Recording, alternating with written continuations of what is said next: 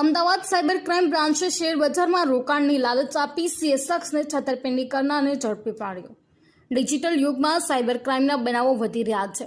લોકોને લાલચ આપીને રૂપિયા ખંખેરતી ગેંગો સક્રિય થઈ ગઈ છે। અમદાવાદમાં નાગરિકો સાથે સ્ટોક વાનગઢ નામની કંપનીના નામે વોટ્સએપ દ્વારા સંપર્ક કરીને જુદા જુદા ગ્રુપમાં એડ કરી શેરમાં રોકાણ કરવાની ટીપ આપી મોટી નફો કરાવી આપશે તેવી લાલચ આપવામાં આવી હતી। તેમજ આ રોકાણ આરટીપીઓ દ્વારા બનાવેલ ખોટી બનાવટી એપ્લિકેશન Alexa.com નામની વેબસાઇટમાં ખોટી રીતે આઈડી બનાવડાવી તેના થકી શેરનું ખરીદ વેચાણ કરાવી તેઓની બનાવટી એપ્લિકેશનમાં ખૂબ જ ઉચ્ચ વળતર બતાવી, જે બાદમાં આ પૈસા મેળવવા જુદી જુદી ટેક્સ ભરવાના નામે પૈસા પડાવતી ગેંગના સાગરીતોને સાયબર ક્રાઇમ દ્વારા પકડી પાડવામાં આવ્યા છે। મળતી માહિતી મુજબ 14 મેના રોજ અમદાવાદના ફરિયાદીએ ગુનો દાખલ કરાવ્યો હતો, જેમાં અજાણ્યા વ્યક્તિઓએ ફેબ્રુઆરી 2024થી આજ દિન સુધી ગુનાહિત કાવતરું રચી તેમની કંપનીમાં સંચાલક કરણસિંહ ગિલોનાના નામે તેમજ સુનિલ સિંઘાનિયાના નામે જુદા જુદા મોબાઈલ નંબર ઉપરથી વોટ્સએપ દ્વારા મેસેજ ઉપર ફરિયાદીનો સંપર્ક કરી તેમને જુદા જુદા શેરમાં રોકાણ કરવાની ટીપ આપી મોટો નફો કરાવી આપશે તેવી લાલચ આપી હતી। આ રોકાણ તેમના દ્વારા બનાવેલ ખોટી એપ્લિકેશન નામની વેબસાઇટમાં આઈડી બનાવડાવી તેના થકી શેરનું ખરીદ વેચાણ કરાવી અને શેર ખરીદ વેચાણ કરવાની પ્રવૃત્તિ કરવાના નામે ફરિયાદીનો વિશ્વાસ મેળવી કુલ 1,97,40,00,000 રૂપિયા જેટલી રકમ ભરાવીને બાદમાં આ પૈસાનું બેલેન્સ વેબસાઇટમાં બતાવી તેના મારફતે ફરિયાદીને વેબસાઇટમાં શેર ખરીદ વેચાણ કરાવી તેના થકી ફરિયાદી રૂપિયા 5 કરોડ કમાયા હતા તેવી ખોટી હકીકત દર્શાવી હતી।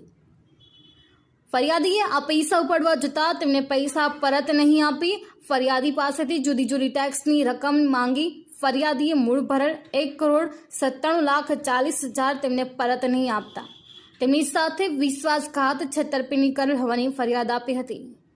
ફરિયાદ દાખલ થયા બાદ આરોપી બાબતે ટેકનિકલ માહિતી આધારે તેમજ હ્યુમન ઇન્ટેલિજન્સની મારફતે તપાસ કરાવી હતી, જેમાં ગુનો કરનાર આરોપીએ ફરિયાદીને વોડાફોન આઈડિયા કંપનીના આઈપીઓમાં 11 રૂપિયાનો શેર 6 રૂપિયામાં આવશે તેવી હકીકત જણાવી ₹1,06,25,000 જે બેંક એકાઉન્ટમાં મેળવેલ તેના ધારકો અને ગુનાહિત પ્રવૃત્તિ સાથે સંકળાયેલ વેલ ઓર્ગેનાઇઝ ગેંગના સભ્ય ફેનિલ કુમાર વિનુભાઈ ગોધાણીની ધરપકડ કરી વધુ તપાસ હાથ ધરી। આ ગુનામાં બેંક ખાતા બાબતે ટેકનિકલ માહિતી મંગાવી તપાસ કરતા આ બેંક ખાતું મલેશિયા તેમજ અન્ય જગ્યાએથી ઓપરેટ થતું હોવાનું જાણવા મળ્યું છે। યજ્ઞેશ ગોસ્વામી, જીએ ન્યૂઝ, અમદાવાદ।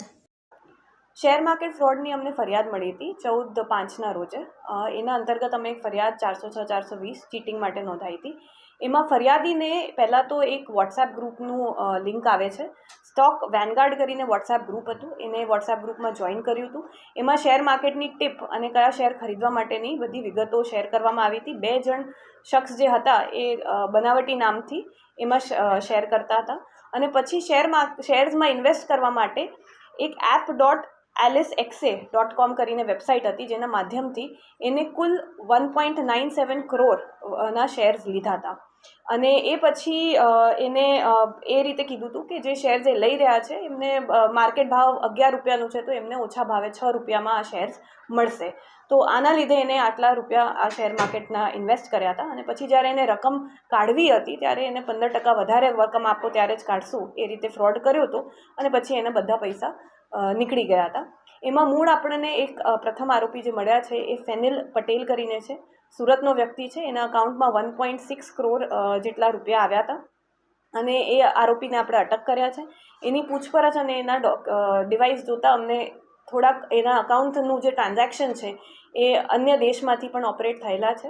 મૂળ મલેશિયા અને બીજા દેશની પણ લિંક આવે છે જ્યાંથી આના અકાઉન્ટ ઓપરેટ થતા હતા। અચ્છા, આનું બેકગ્રાઉન્ડ શું છે અને સુરતનો રહેવાસી છે, કેટલા સમયથી આ ફ્રોડ કરી રહ્યો હતો કે તપાસમાં સામે આવ્યું?